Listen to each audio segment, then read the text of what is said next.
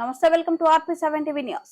పరకాల మండలం లక్ష్మీపురం గ్రామానికి చెందిన పలువురు కాంగ్రెస్ నాయకులు పరకాల మాజీ ఎమ్మెల్యే చెల్ల ధర్మారెడ్డి సమక్షంలో బీఆర్ఎస్ లో చేరారు.